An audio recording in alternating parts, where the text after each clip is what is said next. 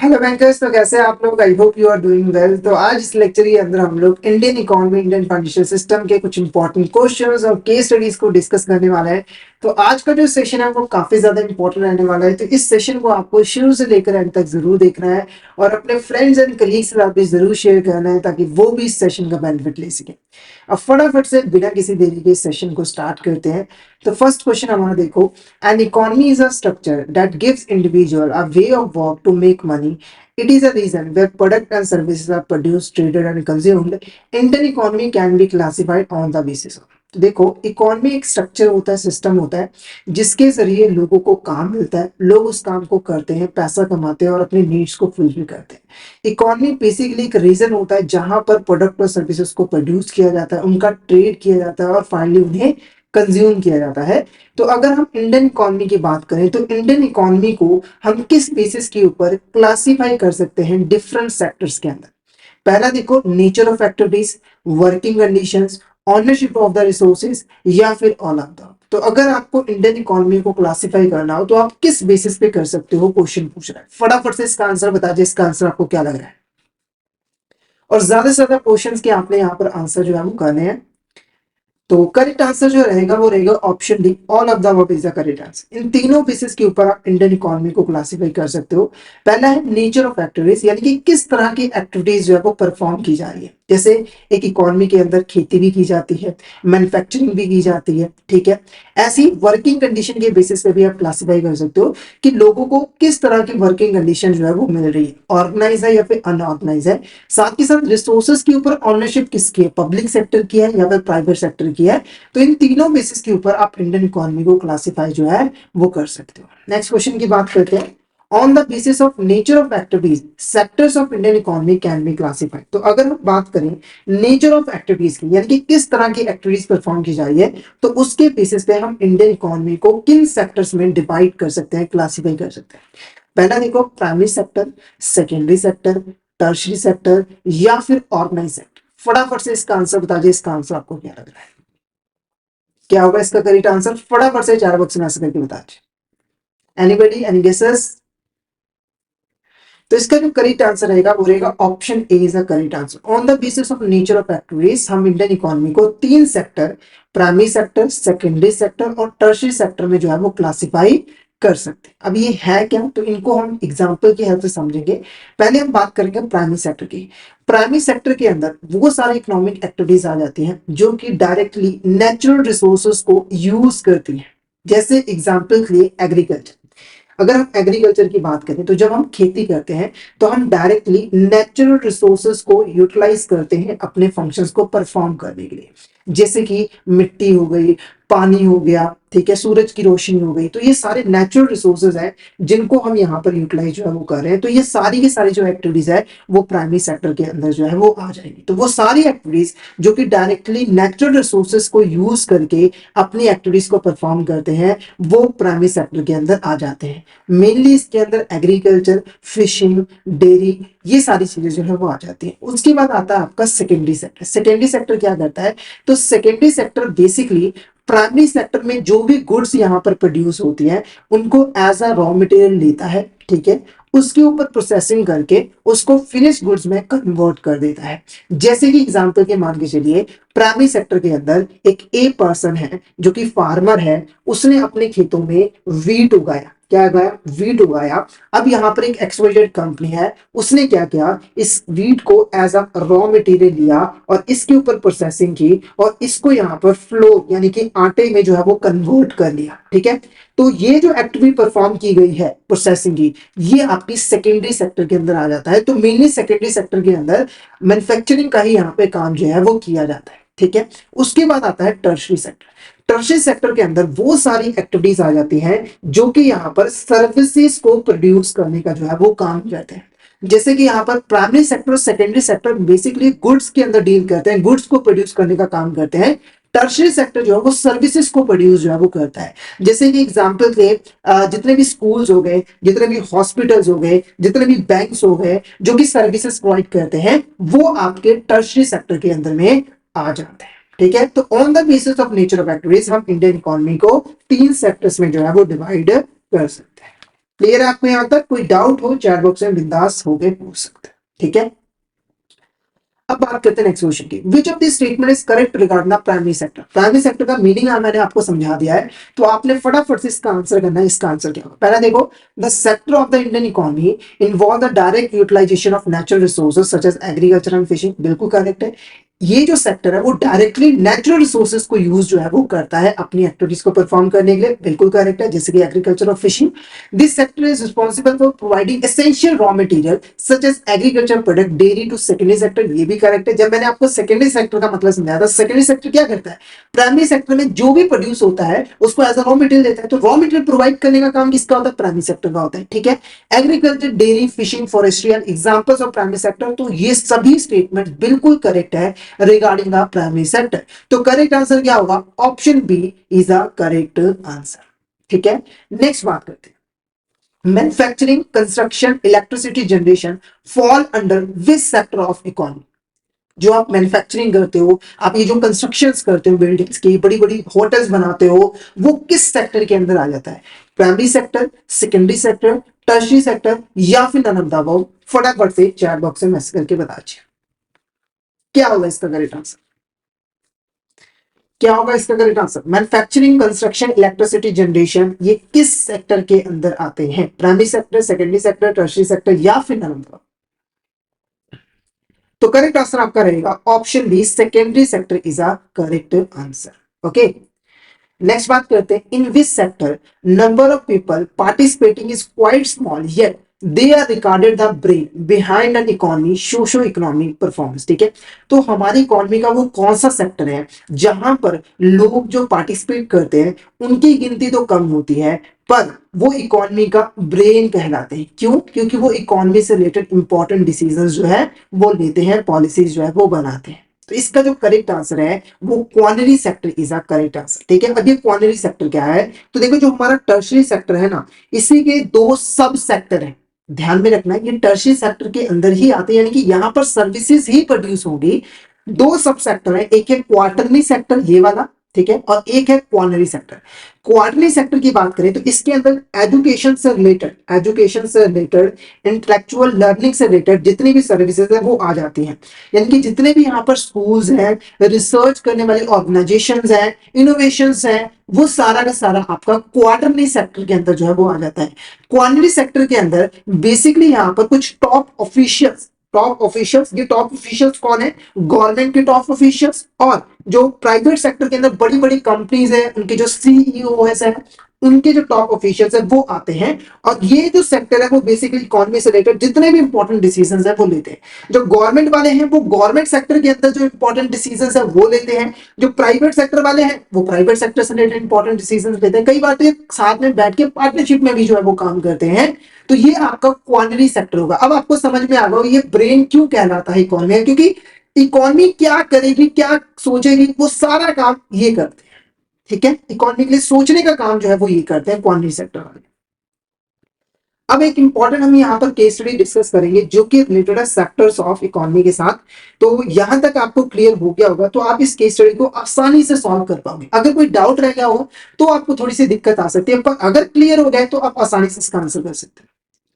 Case study क्या है? A farmer grows wheat on their farm. The wheat is harvested and sold as a raw material. The milling company buys the wheat and processes it into flour. A bakery then purchases the flour and bakes into bread. Transportation company delivers the bread from the bakery to the grocery store or retail store. Hindi में समझा दूं, एक farmer अपने खेतों में गेहूं उगाता है, वीट उगाता है, फिर उसकी हार्वेस्टिंग करता है और उसको as a raw material market में सेल कर देता है। एक मिलिंग कंपनी इस वीट को खरीदती है, इसको प्रोसेस करके इसको फ्लोर यानी कि आटे में कन्वर्ट करती है। फिर एक बेकरी जो है इस आटे को खरीदती है और इसको ब्रेड में कन्वर्ट करती है। फिर ट्रांसपोर्टेशन कंपनी जो है इस ब्रेड को डिलीवर करती है ग्रोसरी स्टोर और रिटेल स्टोर। ठीक है, ये समझ चुके हो। अब क्वेश्चंस के आपने आंसर करने हैं। Which of this activity belong to primary sector? इसमें से कौन सी ऐसी एक्टिविटी है जो कि प्राइमरी सेक्टर से बिलोंग करती है? ठीक है, यानी कि जो नेचुरल रिसोर्सेज का डायरेक्टली यूटिलाइज कर रही है। If farmer grows wheat on their farm, या फिर the wheat is harvested sold as raw material, milling company buys the wheat and processes into flour, या फिर bakery then purchases the flour and makes into bread. तो कौन सी ऐसी activity है जो कि प्राइमरी सेक्टर से बिलोंग करती है? फटाफट से इसका चैट बॉक्स में मुझे आंसर बता दीजिए। मुझे आंसर इसका चाहिए क्योंकि मैंने आपको अच्छे तरीके से समझाया है, मैंने पूरी कोशिश की है कि आपको सभी सेक्टर अच्छे तरीके से समझा सकूं। अगर डाउट रहता है तो चैट बॉक्स में आप पूछ सकते हो, मैं फिर से इसको एक्सप्लेन कर दूंगा। तो इसका जो करेक्ट आंसर रहेगा वो रहेगा ऑप्शन सी। क्यों? क्योंकि देखो यहां पर a farmer grows wheat on their farm and wheat is harvested and sold as raw material, ये दोनों ही एक्टिविटी एग्रीकल्चर के अंदर आ जाते हैं, और एग्रीकल्चर के अंदर हम नेचुरल रिसोर्सेज का ही यूटिलाइज करते हैं, इसीलिए ये आपका प्राइमरी सेक्टर के अंदर आ जाता है। और बाकी ये जो दो एक्टिविटीज है ये आपकी सेकेंडरी सेक्टर के अंदर जो है वो आ जाता है। ठीक है, नेक्स्ट बात करते हैं, the activity of processing wheat into flour by milling company and bakery then purchases the flour and bakes into bread falls under which sector? जब यहां पर एक मिलिंग कंपनी व्हीट को खरीद के फ्लोर में कन्वर्ट कर रही है और बेकरी फ्लोर को खरीद के ब्रेड में कन्वर्ट कर रही है, तो वो किस सेक्टर के अंदर आती है वो अपने चैट बॉक्स में मैसेज करके बताना है। Primary sector, secondary sector, tertiary sector या फिर क्वार्टरली सेक्टर, फटाफट से चैट बॉक्स में मैसेज करके बताइए। इसका करेक्ट आंसर क्या होगा? फटाफट से चैट बॉक्स में बताइए क्या होगा इसका करेक्ट आंसर, क्या होगा इसका करेक्ट आंसर, फटाफट से जानना सकता है। तो इसका जो करेक्ट आंसर रहेगा वो रहेगा secondary sector is the correct answer. Okay, next बात करते हैं, which of this economic activity comes under the tertiary sector? इसमें से कौन सी ऐसी एक्टिविटी है जो कि टर्शियरी सेक्टर के अंदर आती है? Milling company buys the wheat and processes it into flour, milling company wheat को खरीद रही है और उसे फ्लोर में कन्वर्ट कर रही है, नहीं है तो सेकेंडरी सेक्टर में आ गया। Bakery and purchases the flour and bakes into bread, तो ये भी सेकेंडरी सेक्टर में आ गया, मैन्युफैक्चरिंग कर रहा है। Transportation company deliver the bread from the bakery to the grocery store and retail store, तो ये एक तरह की सर्विसेज है। ट्रांसपोर्टेशन कंपनी, जैसे अगर आप रेलगाड़ी में बैठते हो, बस में बैठते हो, तो वो क्या कोई आपको गुड्स देती है? नहीं, वो आपको एक सर्विस प्रोवाइड कर रही है, आपको एक लोकेशन से दूसरे लोकेशन तक पहुंचा रही है, तो वही काम तो ट्रांसपोर्टेशन कंपनी भी कर रही है। तो ये आपका टर्शियरी सेक्टर में आएगा, तो option C is a correct answer. Tertiary sector आपका करेक्ट आंसर जो है वो रहेगा। ठीक है, नेक्स्ट बात करते हैं, dash sector operates under the formal regulated structured conditions. Employees in this sector typically enjoy formal employment contract, regular wages, benefits such as health insurance, pension and job security. ठीक है, तो अगर हम बात करें on the basis of working conditions, यानी कि हमारे देश के जो लोग हैं उनको किस तरह काम जो है वो दिया जा रहा है, उनकी वर्किंग कंडीशंस क्या है, तो उसके बेसिस पे हम इकोनॉमी को टू सेक्टर्स में डिवाइड कर सकते हैं, दो सेक्टर्स में डिवाइड कर सकते हैं। एक होता है ऑर्गेनाइज सेक्टर और एक होता है अनऑर्गेनाइज सेक्टर। ऑर्गेनाइज सेक्टर ऐसा सेक्टर होता है जहां पर जो हमारे एम्प्लॉयज है उनको यहां पर प्रॉपर फॉर्मल वर्किंग कंडीशन जो है वो प्रोवाइड की जाती है। इसका क्या मतलब हुआ कि जो एम्प्लॉयज हैं उनको बकायदा एक एम्प्लॉयमेंट कॉन्ट्रैक्ट के थ्रू हायर किया जाता है, उनको रेगुलर वेजेस दिया जाता है, उन्हें रेगुलर काम दिया जाता है, सैलरी के अलावा कुछ अदर बेनिफिट जैसे कि health insurance, pension, job security वगैरह जो है वो प्रोवाइड की जाती है, और जो भी काम है वो प्रॉपर रूल्स एंड रेगुलेशंस के अकॉर्डिंग किया जाता है। तो इस क्वेश्चन का जो आंसर है वो organise sector is the correct answer. जैसे एग्जांपल के लिए एक गवर्नमेंट टीचर है, ठीक है, गवर्नमेंट टीचर, उसको एक पक्की जॉब मिली हुई है, रोज वो काम पे जाता है, उसे काम मिलता है, उसे रेगुलर वेजेस मिलते हैं, सैलरीज मिलती है और कुछ अदर बेनिफिट्स भी मिलते हैं। उसे मतलब हर रोज ये चिंता नहीं करनी पड़ती कि मुझे आज काम मिलेगा या फिर नहीं मिलेगा, तो ये आपका ऑर्गेनाइज सेक्टर में आ जाता है। तो ऑर्गेनाइज सेक्टर एक ऐसा सेक्टर होता है जो कि फॉर्मल रेगुलेटेड स्ट्रक्चर्ड कंडीशन में ऑपरेट करता है।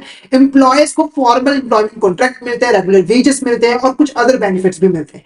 अनऑर्गेनाइज सेक्टर क्या होता है? ऐसा सेक्टर जहां पर जो हमारे एम्प्लॉयज होते हैं, यानी कि जो लोग होते हैं, उनको कोई प्रॉपर काम जो है वो नहीं मिलता है, मतलब कि कोई एम्प्लॉयमेंट कॉन्ट्रैक्ट नहीं होता है, कोई रेगुलर वेजेस नहीं मिलते हैं, कोई रेगुलर काम भी नहीं मिलता है। वहां पर लोगों को चिंता करनी पड़ती है कि आज काम मिला है, हो सकता है कि कल को काम नहीं मिलेगा। जैसे एग्जांपल ले, एक लेबर जो हाउस कंस्ट्रक्शन का काम करते एक लेबर, ठीक है, तो वो आपका अनऑर्गेनाइज सेक्टर में आता है, क्योंकि यहाँ पर देखो कोई वर्किंग आवर्स फिक्स नहीं किए गए हैं, ना ही कोई यहाँ पर ऐसे कोई सैलरी वगैरह जो हम महीने की फिक्स की गई है, ठीक है, और ना ही उनको रेगुलर बेसिस पे काम मिलता है, मतलब कि कुछ दिन काम चलता है फिर बंद हो जाता है, फिर चलता है, फिर उसे यहाँ पर काम जो है वो मिलता है, तो वो अनऑर्गेनाइज सेक्टर में जो है वो आ जाता है। ठीक है, तो दोनों के बीच में जो डिफरेंस है वो आपको अच्छे तरीके से क्लियर हो गया, ठीक है। ऑर्गेनाइज सेक्टर के अंदर एम्प्लॉयज को प्रॉपर वर्किंग कंडीशंस मिलती है, रेगुलर वेजेस मिलते हैं, वर्किंग आवर्स पहले से ही फिक्स होते हैं, वेजेस कितनी मिलेंगी वो पहले से फिक्स होते हैं। अनऑर्गेनाइज सेक्टर के अंदर ऐसा कुछ भी नहीं होता है। नेक्स्ट क्वेश्चन की बात करते हैं। The farmer grows wheat dedicated long hours to tending to the field. The wheat is harvested and sold as raw material to buyers like milling companies and local market on the basis of working condition. The working condition, ये जो farmer है वो किस category के अंदर जो है वो आएगा? देखो, फार्मर वीट उगाता है, ठीक है, और उसको हार्वेस्ट करके raw as a raw material milling company को सेल करता है। देखो, जो फार्मर है वो अनऑर्गेनाइज सेक्टर के अंदर आएगा। क्यों? क्योंकि देखो, जो फार्मर्स होते हैं उनका कोई यहाँ पर फिक्स वर्किंग आवर्स नहीं होता, कोई एम्प्लॉयमेंट कॉन्ट्रैक्ट नहीं होता है, ठीक है। मतलब कि आप देखोगे कि अगर खेत में कोई मजदूर भी लगा हुआ है तो कोई फिक्स आवर नहीं है, कभी बहुत ज्यादा काम होता है, कभी काम होता ही नहीं, कभी फार्मर्स को काम मिलता है, कभी काम मिलता ही नहीं है। तो ये आपका अनऑर्गेनाइज सेक्टर के अंदर जो है वो आ जाता है, ठीक है। तो फार्मर आपका अनऑर्गेनाइज सेक्टर के अंदर जो है वो आएगा, क्योंकि फार्मर की यहाँ पर कोई रेगुलर वेजेस नहीं है, कोई अन्य कोई एम्प्लॉयमेंट कॉन्ट्रैक्ट नहीं है, कोई फिक्स वर्किंग आवर्स नहीं है, ठीक है। जैसे जैसे काम आता है वैसे काम जो है वो करना पड़ता है। नेक्स्ट क्वेश्चन की बात करते हैं। Dash refers to the portion of economy that is controlled and operated by government entities at various levels including local, state, national, ठीक है। तो वो पोर्शन इकोनॉमी का जो जिसको कंट्रोल करती है गवर्नमेंट एंटिटीज, जैसे कि रेलवे हो गया, रेलवे को कौन कंट्रोल करता है हमारे देश के अंदर? गवर्नमेंट करती है। तो वो किस सेक्टर के अंदर आता है? Private sector, public sector, non profit sector या फिर इनफॉर्मल सेक्टर? फटाफट से इसका आंसर बताइए। इसका आंसर आपको क्या लग रहा है, क्या होगा इसका करेक्ट आंसर? तो इसका जो करेक्ट आंसर रहेगा वो रहेगा public sector is correct answer, ठीक है। तो पब्लिक सेक्टर वो सेक्टर होता है जिसके ऊपर कंट्रोल किसका होता है? सारा का सारा गवर्नमेंट का होता है, ठीक है। तो जो रेलवे है वो पब्लिक सेक्टर के अंदर जो है वो आती है, ठीक है। उसके बाद प्राइवेट सेक्टर, देखो ऑन द बेसिस ऑफ अगर हम ऑनरशिप ऑफ रिसोर्सेज की बात करें तो पब्लिक सेक्टर के अंदर जो रिसोर्सेज के ऊपर ऑनरशिप होती है वो गवर्नमेंट की होती है। और प्राइवेट सेक्टर की बात करें तो प्राइवेट सेक्टर ऐसा सेक्टर होता है जिसके ऊपर पूरा का पूरा जो कंट्रोल होता है वो प्राइवेट इंडिविजुअल्स का होता है। जितने भी रिसोर्सेज होते हैं उनके ऊपर ऑनरशिप भी जो है वो प्राइवेट इंडिविजुअल की ही रहती है, ठीक है। तो ये हमने सेक्टर्स ऑफ इकोनॉमी डिटेल में जो है वो पढ़ लिया है। हमने on the basis of nature of activities पढ़ लिया, फिर उसके बाद हमने on the basis of working condition भी पढ़ लिया, फिर हमने ये भी देख लिया कि ऑनरशिप के बेसिस पे भी इकोनॉमी को दो कैटेगरीज में जो है डिवाइड किया जाता है। नेक्स्ट बात करते हैं, which of the following is an example of public sector enterprise in India? तो इसमें से कौन सी हमारी एग्जांपल है पब्लिक सेक्टर की इंडिया के अंदर? पहला देखो, Tata steel, Infosys, Indian railway या फिर रिलायंस इंडस्ट्रीज। क्या लग रहा है आपको करेक्ट आंसर क्या होगा? क्या होगा इसका करेक्ट आंसर? फटाफट से चार बॉक्स में बताइए इसका करेक्ट आंसर क्या होगा। इसमें से कौन सी हमारी एग्जांपल है पब्लिक सेक्टर्स की? तो करेक्ट आंसर रहेगा option C, Indian railway is the correct answer. Indian railway is the correct answer. उसके बाद देखो, in which sector of economy ownership of assets and delivery of services in the hands of private individuals और companies, activities in this sector are guided by the motive to earn profits. देखो, हमारी economy का वो sector जिसके ऊपर जिसके अंदर जो एसेट्स है और जो रिसोर्सेज है उसकी जो ऑनरशिप होती है वो प्राइवेट इंडिविजुअल्स के हाथों में होती है। और इस सेक्टर के अंदर जो भी एक्टिविटीज परफॉर्म की जाती है उसका मेन मोटिव होता है ज्यादा से ज्यादा प्रॉफिट कमाना। क्या कमाना है यहाँ पर? ज्यादा से ज्यादा प्रॉफिट कमाना। तो ये कौन सा सेक्टर है? Private sector, public sector, non profit sector या फिर इनफॉर्मल सेक्टर? फटाफट से इसका आंसर बताइए। इसका आंसर आपको क्या लगे, क्या होगा इसका करेक्ट आंसर? फटाफट से बताइए।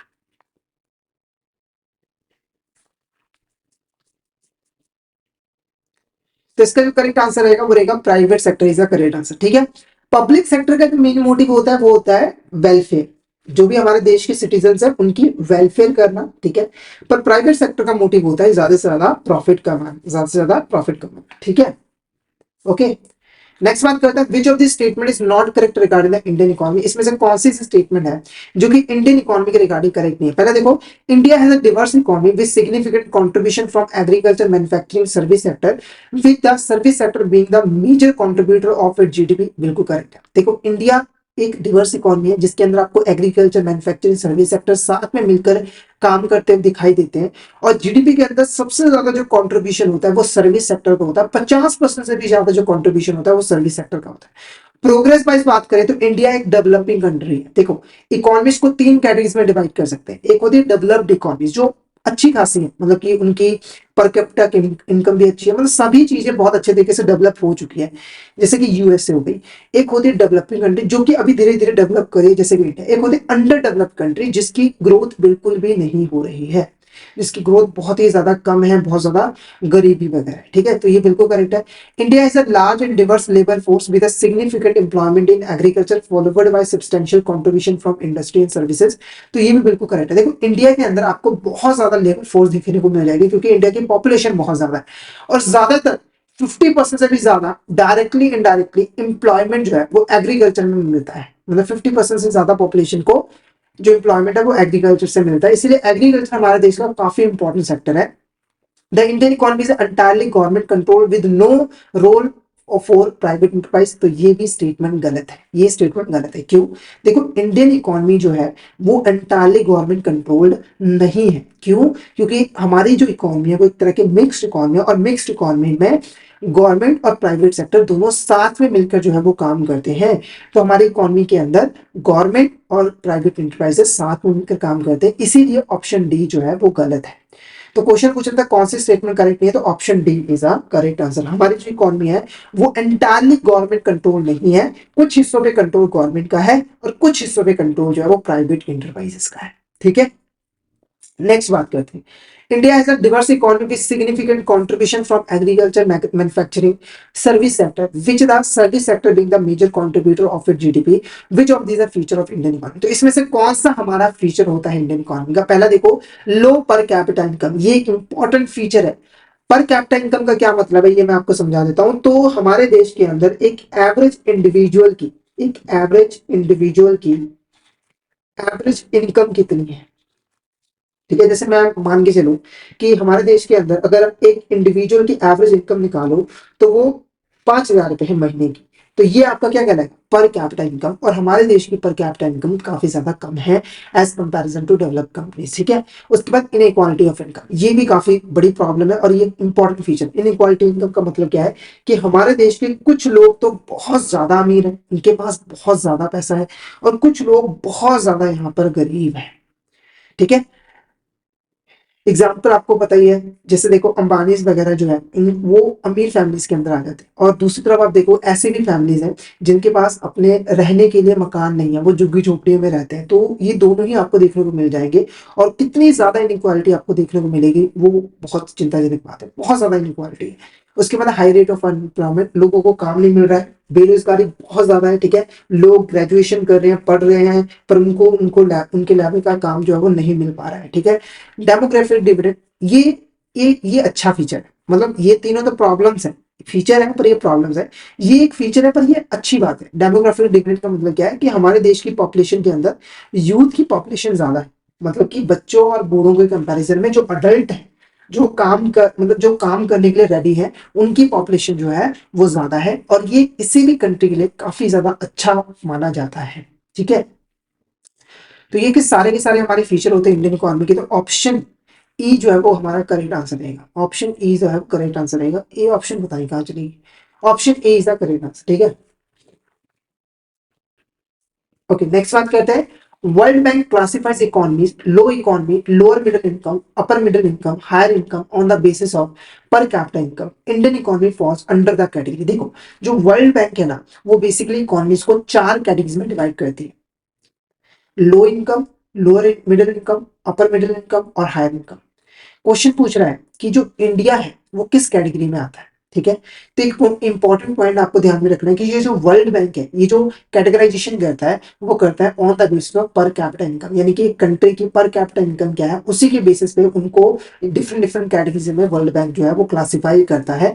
तो क्वेश्चन पूछ रहा है कि जो इंडियन इकोनॉमी है वो किस कैटेगरी के अंदर आती है? Low income, lower middle income, upper middle income या फिर हायर इनकम? फटाफट से इसका आंसर बता दीजिए, इसका आंसर आपको क्या लग रहा है? जो वर्ल्ड में इंडियन इकोनॉमी है वो किस कैटेगरी में आती है? Low income, lower middle income, upper middle income या फिर हायर इनकम?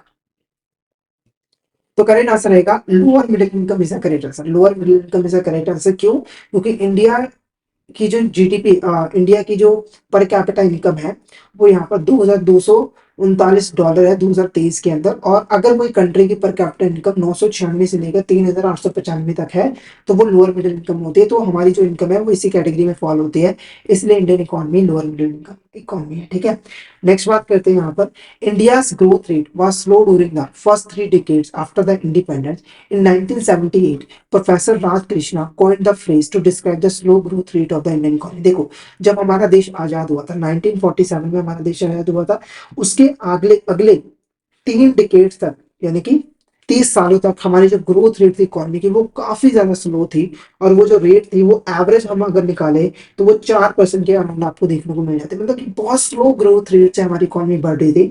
इस चीज को देखते हुए 1978 में प्रोफेसर राज कृष्णा ने इस ग्रोथ रेट को एक नाम दिया था, उसे हम क्या कहते हैं, Indian growth rate of growth, Hindu rate of growth, Congress rate of growth, या फिर नन ऑफ द। फटाफट से इसका आंसर बताइए, इसका आंसर आपको क्या लग रहा है, क्या होगा इसका आंसर? फटाफट से चैट बॉक्स में बताइए, फटाफट से बता दीजिए। Indian rate of growth, Hindu rate of growth, Congress rate of growth, या फिर नन ऑफ द। तो इसका जो करेक्ट आंसर रहेगा वो रहेगा option B, Hindu rate of growth is the correct answer. ठीक है, नेक्स्ट क्वेश्चन देखो क्या है। Dash economy is an economy in which all economic decisions are taken by the government. ठीक है, तो अगर हम इकोनॉमी की बात करें तो इकोनॉमी को हम 3 कैटेगरीज में डिवाइड कर सकते हैं। मेनली आप देखो वर्ल्ड के अंदर जितने भी कंट्रीज हैं उनका जो इकोनॉमिक स्ट्रक्चर है वो, उनको अगर हम डिवाइड करना चाहें तो हम उसको 3 कैटेगरीज में डिवाइड कर सकते हैं। कौन सी 3 कैटेगरीज?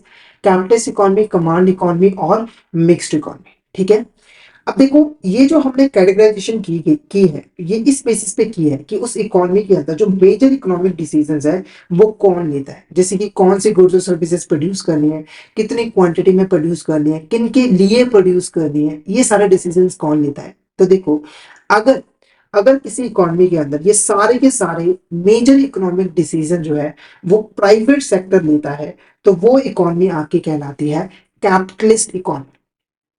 जैसे एग्जाम्पल के लिए यूएसए की बात करें तो वो एक तरह की कैपिटलिस्ट इकोनॉमी, क्योंकि वहां पर ज्यादातर जो इकोनॉमिक डिसीजंस होते हैं वो प्राइवेट सेक्टर ही यहाँ पे जो है वो लेता है कि कौन से गुड्स यहाँ पे प्रोड्यूस करने हैं, कितनी क्वांटिटीज में प्रोड्यूस करने हैं, किन के लिए प्रोड्यूस करने हैं।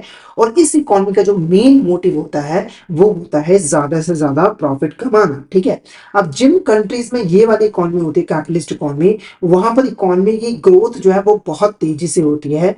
पर पर इकोनॉमी के ग्रोथ होने का मतलब ये नहीं है कि देश की ग्रोथ मतलब एक समान हो, ऐसा नहीं होता। कुछ सेक्टर्स तो बहुत ग्रोथ कर जाते हैं, कुछ सेक्टर्स जो है उनकी ग्रोथ नहीं हो पाती है। ठीक है, उसके बाद है कमांड इकोनॉमी। कमांड इकोनॉमी के अंदर सारे के सारे इकोनॉमिक डिसीजन जो है वो गवर्नमेंट लेती है, यानी कि इस इकोनॉमी के अंदर सारा कंट्रोल जो है वो गवर्नमेंट का होता है। गवर्नमेंट ही डिसाइड करती है कि कौन से गुड्स और सर्विस प्रोड्यूस किए जाएंगे, कितनी क्वांटिटीज में और किन लोगों के लिए प्रोड्यूस किए जाएंगे। और इस इकोनॉमी का जो मेन मोटिव होता है वो होता है वेलफेयर करना, लोगों की, जो देश के लोग हैं उनके यहाँ पर वेलफेयर करना, ये प्राइम मोटिव होता है। जैसे आप एग्जाम्पल चाइना को ले सकते हो, पर पूरी तरीके से नहीं, पर कुछ आपको देखने को मिल जाएगा, वो गवर्नमेंट कंट्रोल इकोनॉमी है।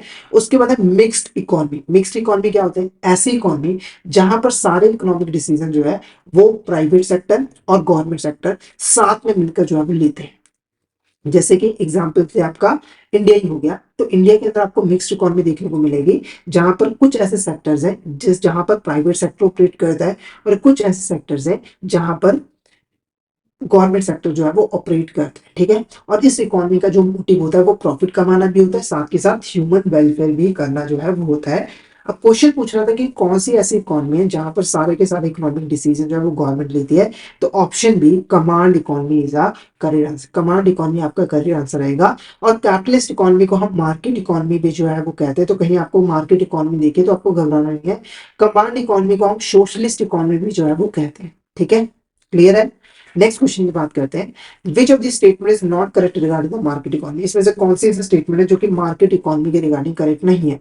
पहले देखो, it as an it is an economy in which all economic decisions are taken by the private sector. ये एक ऐसी इकोनॉमी होती है जहां पर सारे के सारे इकोनॉमिक डिसीजन प्राइवेट सेक्टर लेता है। तो ये स्टेटमेंट क्या है, बिल्कुल यहाँ पर करेक्ट है। There decision is based on the demand and supply forces in the market, ये भी बिल्कुल करेक्ट है। देखो प्राइवेट सेक्टर के अंदर जितने भी इंपॉर्टेंट डिसीजन लिए जाते हैं वो डिमांड एंड सप्लाई को देखकर लिए जाते हैं, यानी कि किसी गुड्स और सर्विसेज की डिमांड एंड सप्लाई क्या है उसके बेसिस पे ही लिए जाते हैं। जैसे किसी का अगर डिमांड ज्यादा है तो वो प्रोड्यूस की जाएगी, अगर किसी की डिमांड कम है तो वो कम प्रोड्यूस की जाएगी, ठीक है। द सोशल वेलफेयर और collective welfare is prime motive, तो ये गलत है। जो हमारी मार्केट इकोनॉमी है उनका जो प्राइम मोटिव होता है वो प्रॉफिट कमाने का होता है, ना कि कलेक्टिव वेलफेयर करना, ठीक है। Economic resources are owned by government and used in public interest, तो ये भी स्टेटमेंट जो है वो गलत है। क्यों? क्योंकि देखो जो हमारी मार्केट इकोनॉमी होती है वहां पर सारे के सारे जो इकोनॉमिक रिसोर्सेज होते हैं उसके ऊपर जो ऑनरशिप होती है वो प्राइवेट सेक्टर की होती है। किसकी होती है? प्राइवेट सेक्टर की होती है, ना कि गवर्नमेंट की। और उनको यूज किया जाता है प्रॉफिट कमाने के लिए, ना कि पब्लिक इंटरेस्ट के लिए। और ये जो फीचर आपको देखने को मिल रहा है ये कमांड इकोनॉमी से रिलेटेड है कि सारे के सारे जो इकोनॉमिक रिसोर्सेज है उनको गवर्नमेंट यहाँ पर ओन करके रखती है, और जो सोशल वेलफेयर और कलेक्टिव वेलफेयर प्राइम मोटिव है। तो ये दोनों फीचर जो है वो आपको कमांड इकोनॉमी के अंदर जो देखने को मिलेंगे। तो करेक्ट आंसर आपका क्या रहेगा? करेक्ट आंसर रहेगा third and fourth is correct answer, क्योंकि ये जो दोनों स्टेटमेंट्स हैं वो मार्केट इकोनॉमी के रिगार्डिंग गलत है। तो करेक्ट आंसर क्या रहेगा? Option D is correct answer, option D is correct answer, ठीक है। नेक्स्ट बात करते हैं benefits of market economy includes. अगर कोई कंपनी मार्केट इकोनॉमी को यूज करती है तो क्या बेनिफिट उसे मिलता है? सबसे पहले देखो मार्केट इकोनॉमी के अंदर, कैपिटलिस्ट इकोनॉमी के अंदर जो प्रोड्यूसर्स होते हैं ना, अगर वो प्रोडक्शन करते हैं, अच्छा काम करते हैं, तो उनको रिवॉर्ड मिलता है जिससे वो मोटिवेट होकर और जो है वो प्रोडक्शन जो है वो करते हैं। कैपिटलिस्ट इकोनॉमी जो कंट्री की ग्रोथ है वो बहुत तेजी से होती है, क्योंकि वहां पर प्राइवेट सेक्टर मतलब बहुत तेजी से यहाँ पर काम जो है वो कर रहा होता है। और the optimal use of resources, तो ये भी बेनिफिट होता है। जो प्राइवेट सेक्टर है वो अपने रिसोर्सेज को ऑप्टिमम तरीके से यहाँ पर यूज करता है बिना किसी वेस्टेज के। तो option D all of the आपका यहाँ पर करेक्ट आंसर होगा। ये सारे के सारे हमारे बेनिफिट्स होते हैं मार्केट इकोनॉमी के, ठीक है। नेक्स्ट क्वेश्चन की बात करते हैं, dash economy promotes economic equality. कौन सी इकोनॉमी है जो कि इकोनॉमिक इक्वालिटी को प्रमोट करती है? पहला देखो क्या है, मार्केट इकोनॉमी। दूसरा है सोशलिस्ट इकोनॉमी। तीसरा है मिक्स्ड इकोनॉमी। चौथा है कंबाइंड इकोनॉमी। फटाफट से इसका आंसर होता है, इसका आंसर क्या? इकोनॉमिक इक्वालिटी का सिंपल सा मतलब है कि देश के अंदर जो लोग हैं उनकी जो इनकम है वो बराबर है, मतलब ना तो किसी की ज्यादा इनकम है ना ही किसी की कम इनकम है, बराबर है। डिफरेंस हो सकता है पर ज्यादा डिफरेंस नहीं होना चाहिए। तो करेक्ट आंसर करेगा ऑप्शन बी सोशलिस्ट इकोनॉमी का करेक्ट आंसर। क्यों? क्योंकि देखो सोशलिस्ट इकोनॉमी के ऊपर गवर्नमेंट का पूरा कंट्रोल होता है। फिर गवर्नमेंट जो है रिसोर्सेज को इस तरीके से यूज करती है कि देश के जो सिटीजन है, देश के जो लोग हैं, उनके अंदर इकोनॉमिक इक्वालिटी जो है वो आ सके, ना तो कोई ज्यादा अमीर हो और ना ही कोई ज्यादा गरीब हो। तो option B is the correct answer, ठीक है। क्लियर है आपको? यहाँ तक कोई डाउट हो चैट बॉक्स में मैसेज करके पूछ सकते हो। नेक्स्ट बात करते हैं, dash refers to the total amount of money available in economy at a particular time. It includes various forms of money, cash points, deposit with banks that can be readily used for transaction, ठीक है। तो देखो एक particular time के अंदर economy के अंदर जो टोटल पैसा सर्कुलेट हो रहा होता है उसे हम क्या कहते हैं? Money demand, money supply, money rotation, या फिर ऑल ऑफ द। जैसे मान के चले एक एक्स कंट्री है, ठीक है। एक्स कंट्री के अंदर जो है एक साल के अंदर टोटल 500 बिलियन पैसा जो है वो सर्कुलेट हो रहा है, लोगों के पास है, बैंकों के पास है। तो वो क्या कहलाएगा? तो वो कहलाएगा आपका ऑप्शन बी मनी सप्लाई कहलाएगा। क्या कहलाएगा आपका यहाँ पर? मनी सप्लाई जो है वो कहलाएगा, ठीक है। नेक्स्ट बात करते हैं, measures of money supply are first to different ways economist and policy makers quantify the total amount of money circulated in the economy. What are the measure of money supply? देखो measure of money supply का simple सा मतलब है, ये money supply को major करने का काम करते हैं कि डिफरेंट डिफरेंट लेवल्स के ऊपर मनी की सप्लाई जो है वो कितनी है। तो टोटल हमारे यहाँ पर 4 मेजर्स ऑफ मनी सप्लाई होते हैं, M1, M2, M3 और M4, जो कि इकोनॉमी के अंदर डिफरेंट डिफरेंट लेवल्स के ऊपर मनी सप्लाई को मेजर करने का जो काम है वो करते हैं। तो करेक्ट आंसर क्या रहेगा? ऑप्शन ए M1, M2, M2, M3 और M4 is a correct answer, ठीक है। अब इस मेजर ये जो मेजर ऑफ मनी सप्लाई है वो कौन कौन से यहाँ पर मनी को मेजर करते हैं वो थोड़ा सा हम डिस्कस कर लेते हैं। सबसे पहले हमारा आता है M1। ये बेसिकली इसको हम नैरो मनी भी कहते हैं, क्योंकि ये बहुत ही कम मतलब कि बहुत ही छोटे लेवल पे जो है मनी सप्लाई को मेजर करता है। ठीक है, तो इसमें इकोनॉमी का बहुत ही कम पैसा जो है वो आ पाता है।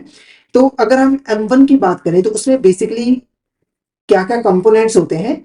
पहले देखो, currency with the public, public के पास जो भी यहाँ पर पैसा पड़ा हुआ है, ठीक है, साथ के साथ बैंकिंग सिस्टम के अंदर जो भी डिमांड डिपॉजिट्स है और जो आरबीआई के पास जो अदर डिपॉजिट्स हैं जो बैंक ने करवाए हुए हैं, ये मिलकर नैरो मनी जो है वो बनाते हैं। तो इकोनॉमी का बहुत ही कम हिस्सा, मतलब इकोनॉमी के अंदर जो टोटल पैसा है उसका बहुत ही कम हिस्सा जो है नैरो मनी के अंदर जो है वो आ पाता है, क्योंकि और बहुत सारी चीजें हैं जो कि इसमें इंक्लूड नहीं की जाती। तो नोट डाउन कर लीजिए, नैरो मनी के अंदर क्या क्या चीजें आती हैं। पब्लिक के पास जो पैसा है, बैंकिंग सिस्टम के अंदर जो डिमांड डिपॉजिट्स हैं, ठीक है, और आरबीआई के पास जो अदर डिपॉजिट्स हैं। उसके बाद आता है आपका यहाँ पर M2 के अंदर क्या क्या चीजें आती है। तो देखो, जो जो चीजें M1 के अंदर आ चुकी हैं वो तो M2 के अंदर आती हैं, साथ के साथ जो सेविंग डिपॉजिट है पोस्ट ऑफिस सेविंग बैंक में, वो भी इसमें इंक्लूड जो है वो कर ली जाती है। कई बार आप पोस्ट ऑफिस में कोई अकाउंट ओपन करवा लेते हो तो सेविंग डिपॉजिट, तो वो इसके अंदर जो है वो आ जाता है। उसके बाद आता है आपका ब्रॉड मनी, ब्रॉड मनी को हम M3 भी कहते हैं। इसके अंदर M1 के अंदर जो जो चीजें आती हैं वो चीजें आ जाती हैं, साथ के साथ बैंकिंग सिस्टम के अंदर जो टाइम डिपॉजिट्स हैं वो भी यहाँ पर जो है वो आ जाता है। ठीक है, तो यहाँ पर आप देखोगे M3 के अंदर बैंकों का जितना भी पैसा होता है, जो डिपॉजिट्स होते हैं, वो यहाँ पर M3 के अंदर जो है वो आ जाते हैं, यानी कि डिमांड डिपॉजिट भी आ जाते हैं और टाइम डिपॉजिट भी आ जाते हैं। उसके बाद आता है M4 के अंदर तो पूरा का पूरा ही पैसा आ जाता है। ठीक है, कैसे? तो देखो, जो चीजें M3 के अंदर है वो तो M4 के अंदर आती है, साथ के साथ जो भी पोस्ट ऑफिस सेविंग बैंक में पैसा डिपॉजिट है वो भी इसके अंदर जो है वो आ जाता है, और इससे हमारा टोटल मनी सप्लाई जो है वो कैलकुलेट हो जाता है। तो ये आपके मेजर्स ऑफ मनी सप्लाई है और इसके यहाँ पर कंपोनेंट्स हैं। इसको नोट डाउन जरूर कर लीजिएगा, क्योंकि इसके बेसिस पे क्वेश्चंस काफी यहाँ पर पूछे जाते हैं। ठीक है, अब हम एक इंपॉर्टेंट यहाँ पर केस स्टडी जो है वो डिस्कस करेंगे, जो कि रिलेटेड है मनी सप्लाई के साथ। ठीक है, तो केस स्टडी क्या है? Narrow money refers to measures of money supply that includes most liquid form of money in an economy, which of the following component is included in the narrow money. देखो, मैंने आपको बताया था ना कि जो नैरो मनी है वो इकोनॉमी का बहुत ही कम हिस्सा जो है, मनी सप्लाई का बहुत ही कम हिस्सा जो है वो इंक्लूड करती है, और वो हिस्सा ना काफी ज्यादा लिक्विड होता है। जैसे पब्लिक के पास जो पैसा है वो लिक्विड फॉर्म है, डिमांड डिपॉजिट जो बैंकों के पास है वो भी यहाँ पर लिक्विड फॉर्म है, ठीक है, आरबीआई के पास जो डिपॉजिट है वो भी यहाँ पर लिक्विड फॉर्म है ना। तो ये नैरो मनी के अंदर जो पैसा होता है वो काफी लिक्विड फॉर्म में मौजूद होता है। तो इसमें से कौन सा हमारा यहाँ पर कंपोनेंट होता है नैरो मनी का, वो यहाँ पर क्वेश्चन पूछ रहा है। पहले देखो, currency with the public, demand deposit with the banking system, other deposit with RBI, time deposit with the banking system. फटाफट से इसका आंसर बताइए, इसका आंसर आपको क्या लग रहा है, क्या होगा इसका करेक्ट आंसर? फटाफट से चैट बॉक्स में बताइए, इसमें से हमारा कौन सा कंपोनेंट होता है नैरो मनी का, फटाफट से बताइए।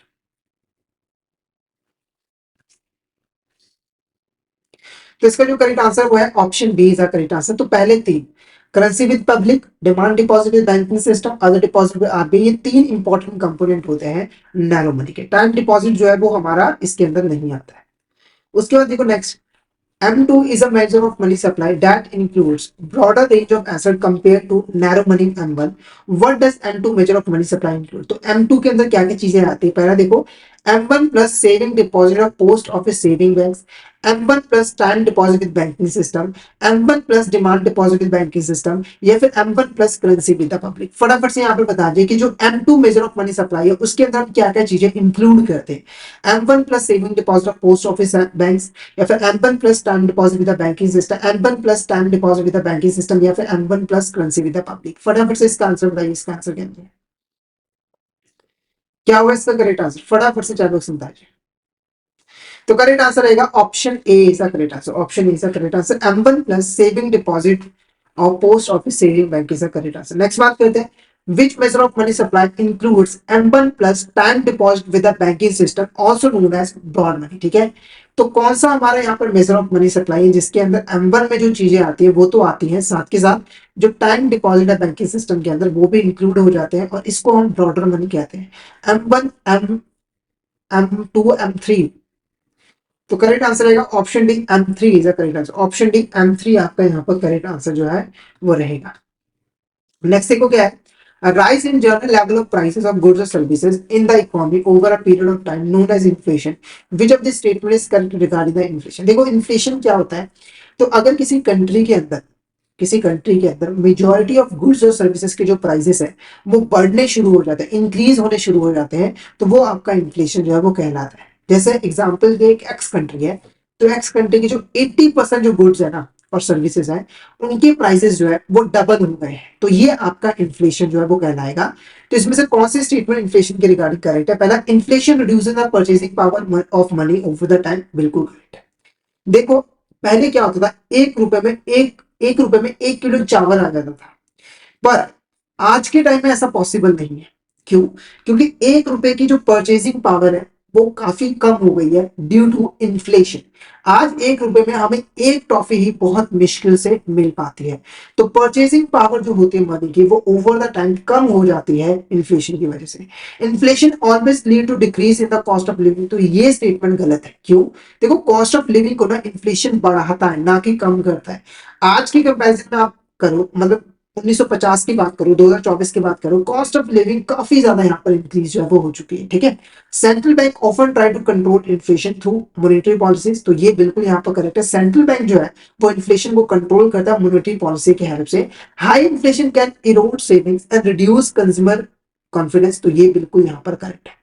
हाई इन्फ्लेशन की वजह से हमारे जो सेविंग्स है, बैंकों में आप जो डिपॉजिट करवा के रखते हो, उसकी वैल्यू कम हो जाती है। साथ ही साथ कंज्यूमर का जो कॉन्फिडेंस होता है इकोनॉमी के अंदर, वो भी यहाँ पर लूज हो जाता है। तो first third and fourth option A आपका यहाँ पर जो है वो करेक्ट आंसर है। Option A is a correct answer, option is a correct answer. ठीक है, नेक्स्ट क्वेश्चन की बात करते हैं। Demand pull inflation arises when, demand pull inflation क्या होता है? देखो इन्फ्लेशन आने के दो मेन रीजन होते हैं। क्या होते हैं? पहले हम डिमांड पुल इन्फ्लेशन की यहाँ पर बात करते हैं। देखो जब एक इकोनॉमी के अंदर एग्रीगेट जो डिमांड है गुड्स और सर्विसेज की वो इंक्रीज हो जाती है, तो उसकी वजह से इन्फ्लेशन आ जाता है। क्यों?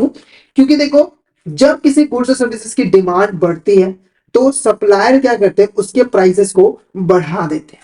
ठीक है, आपने कई बार यहां पर देखा होगा कि अगर कोई शेयर है कंपनी का, ठीक है, और उस कंपनी की कैपिटल मार्केट के अंदर इमेज बहुत अच्छी है, तो बहुत सारे लोग जो है उसको खरीदना चाहेंगे, जिससे कंपनी क्या करती है, अपने शेयर के प्राइसेस जो है वो बढ़ा देते हैं और प्रीमियम पे शेयर जो है वो इशू करते हैं। जैसे कि 10 रुपए का शेयर है, डिमांड मान लो 10,000 शेयर इशू हुए, 1 लाख डिमांड आ गई, एप्लीकेशन आ गई, तो वो क्या करेंगे, 20 रुपए का यहाँ पर बेचेंगे। ठीक है, तो आप देख सकते हो डिमांड बढ़ने की वजह से किसी चीज के प्राइसेस जो है वो बढ़ जाते हैं। तो जब एग्रीगेट डिमांड गुड्स और सर्विसेज की बढ़ती है तो उसकी वजह से इन्फ्लेशन जो आता है वो आपका डिमांड पुल इन्फ्लेशन जो है वो कहलाता है। ठीक है, तो डिमांड पुल इन्फ्लेशन कब अराइज होता है? When the overall demand for goods और services in economy exceed the available supply, तो ये यहाँ पर बिल्कुल करेक्ट है। देखो डिमांड बढ़ने का मतलब क्या है कि गुड्स और सर्विसेज की जो डिमांड है वो ज्यादा है और जो सप्लाई है वो कम है। जैसे अगर मान के चलिए सप्लाई 100 है, लोग डिमांड करें 200 का, तो हम कहेंगे इसकी डिमांड जो है वो ज्यादा है और इस केस में इसके प्राइसेस जो है वो बढ़ जाएंगे। When the overall supply of goods or services in an economy exceed the available demand, तो ये गलत है। When the overall demand for goods or services in an economy equals the available supply, तो ये भी गलत है। तो डिमांड फुल इन्फ्लेशन कब यहाँ पर अराइज होता है? जब यहाँ पर जो ओवरऑल डिमांड है गुड्स और सर्विसेज की वो इंक्रीज हो जाती है उसकी सप्लाई से। ठीक है, तो करेक्ट आंसर क्या रहेगा? Option A is the correct answer, option A is the correct answer. Okay, next question की बात करते हैं। If a major industry experiences a significant rise in wages due to labor strikes or new regulations, company may face higher production costs. To cover these increased expenses, business might raise the prices of their product or services. This describes this type of inflation. ठीक है, देखो हुआ क्या है, एक company थी, मान के चलिए वो 100 रुपए का प्रोडक्ट बनाते थे, ठीक है, जिसके अंदर लेबर की जो कॉस्ट आती थी वो आती थी 20 रुपए। कितनी आती थी यहाँ पर? 20 रुपए। अब क्या हुआ कि कुछ लेबर्स ने स्ट्राइक्स कर दी, न्यू रेगुलेशंस आए, जिसकी वजह से जो वेजेस थे उनको यहाँ पर बढ़ाना पड़ा। जैसे पहले वेजेस 10,000 पे किए जाते थे, अब यहाँ पर 20,000 जो है वो पे किया जाने लगा, जिससे जो प्रोडक्शन कॉस्ट है कंपनी की वो यहाँ पर बढ़ गई है। ठीक है, जिससे जो लेबर कॉस्ट है वो 40 रुपए जो है वो हो चुकी है। ठीक है, तो 100 रुपए का यहाँ पर प्रोडक्ट बनाया, अब उसकी जो कॉस्ट है वो 120 रुपए हो चुकी है। पहले 100 रुपए का प्रोडक्ट बनता था, अब इसके प्रोडक्ट 120 रुपए का यहाँ पे जो है वो बनता है। क्यों? क्योंकि 20 रुपए से जो लेबर कॉस्ट है वो इंक्रीज हो गई है। तो कंपनी ने अपना यहाँ पर प्रॉफिट ऐड किया 20 और इसका जो प्राइस रखा वो कितना रखा? यहाँ पर 140 रखा। कितना रखा? 140। पहले कितना था? 20 प्लस ऐड करके 120 इसका प्राइस था।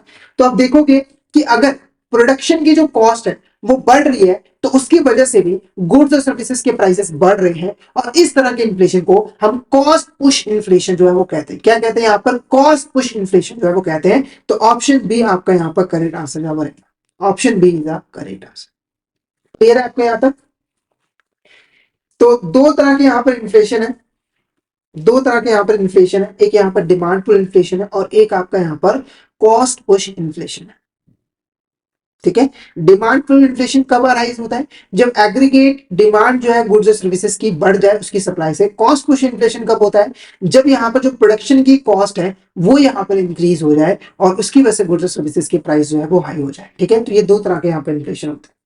नेक्स्ट बात करते हैं, which of the following statement is not correct regarding the price index. देखो, प्राइस इंडेक्स बेसिकली क्या करता है, जो भी यहाँ पर प्राइसेस में चेंजेस आते हैं उनको मेजर करने का जो है वो काम करता है, हमें बताता है कि इस समय इन्फ्लेशन कितना चल रहा है। इन्फ्लेशन को मेजर करने का काम जो है प्राइस इंडेक्स करता है। ऑप्शन ए कह रहा है price index measure the average change in prices of fix basket of goods और सर्विस ओवर द टाइम। तो ये बिल्कुल यहाँ पर करेक्ट है। देखो, प्राइस इंडेक्स ये चीज मेजर करता है कि एक पर्टिकुलर गुड्स के जो प्राइसेस है वो समय के साथ कितने यहाँ पर चेंज हुए हैं। ठीक है, जैसे कि मान के चलिए आपका यहाँ पर एक 100 रुपए का प्रोडक्ट था, वो फ्यूचर में जाकर 120 रुपए हो गया। ठीक है, तो प्राइस इंडेक्स जो है इस चेंज को मेजर करने का जो है वो काम करता है। प्राइस इंडेक्स की हेल्प से हम इन्फ्लेशन को ट्रैक कर सकते हैं, साथ के साथ कॉस्ट ऑफ लिविंग में क्या चेंजेस आएंगे उसको भी यहाँ पर असेस कर सकते हैं। ठीक है, साथ जब हम प्राइस इंडेक्स की यहाँ पर बात करते हैं तो प्राइस इंडेक्स के केस में हमेशा एक बेस पीरियड होता है। ठीक है, एक बेस पीरियड होता है जिसको हम जीरो सेट करते हैं, जो कि यहाँ पर स्टार्टिंग पॉइंट को डिस्क्राइब करता है। तो ये जो स्टेटमेंट है वो यहाँ पर गलत है, ये जो स्टेटमेंट है वो यहाँ पर जो है वो गलत है। क्यों? प्राइस इंडेक्स के अंदर जो हम बेस ईयर लेते हैं जिससे हम कंपैरिजन करते हैं उसको हमेशा हम 100 मानते हैं, ना कि 0 मानते हैं। ठीक है, तो ये स्टेटमेंट जो है वो गलत है। उसके बाद it compare the current price of item in the basket to their prices in chosen base period. तो प्राइस इंडेक्स जो है वो करंट प्राइसेस जो है बास्केट के अंदर जो गुड्स और सर्विसेज है उनको उसके बेस पीरियड के साथ जो है वो कंपेयर करता है। तो ये स्टेटमेंट भी यहाँ पर बिल्कुल करेक्ट है। तो ऑप्शन सी आपका यहाँ पर करेक्ट आंसर जो रहेगा। ऑप्शन सी जो है वो आपका करेक्ट आंसर जो है वो रहेगा। तो ये जो स्टेटमेंट है ऑप्शन सी वाली, ये जो स्टेटमेंट है वो प्राइस इंडेक्स के रिगार्डिंग यहाँ पर करेक्ट नहीं है, बाकी स्टेटमेंट यहाँ पर बिल्कुल करेक्ट है। क्लियर है आपको यहाँ तक? कोई भी डाउट हो तो आप चैट बॉक्स में मैसेज करके पूछ सकते हो। नेक्स्ट क्वेश्चन देखो हमारा क्या है, which of this statement is not correct regarding the wholesale price index. ठीक है, तो ये बेसिकली प्राइस इंडेक्स की एक टाइप है।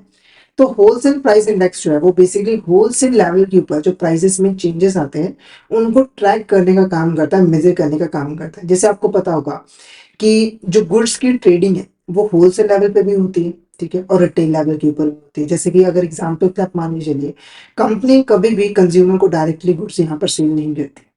ठीक है, वो पहले होलसेलर को सेल करते हैं, फिर होलसेलर रिटेलर को करता है, फिर रिटेलर जो है वो कंज्यूमर को डायरेक्टली गुड्स जो है वो सेल करता है। ठीक है, तो होलसेल लेवल के ऊपर यानी कि कंपनी ने जिस प्राइस के ऊपर होलसेलर को गुड्स यहाँ पर डिलीवर किए, सेल किया, उस प्राइस में जो चेंज आता है उसको मेजर करने का काम, ट्रैक करने का काम होलसेल प्राइस इंडेक्स जो है वो करता है। तो कौन सी स्टेटमेंट यहाँ पर करेक्ट नहीं है? पहला देखो, it tracks the changes in the prices of basket of goods और service at the wholesale level. तो ये यहाँ पर स्टेटमेंट गलत है। क्यों गलत है? क्योंकि देखो जो सर्विसेज होती हैं वो होलसेल लेवल पर डिलीवर नहीं की जाती है, सेल नहीं की जाती है, वो रिटेल लेवल के ऊपर ही की जाती है।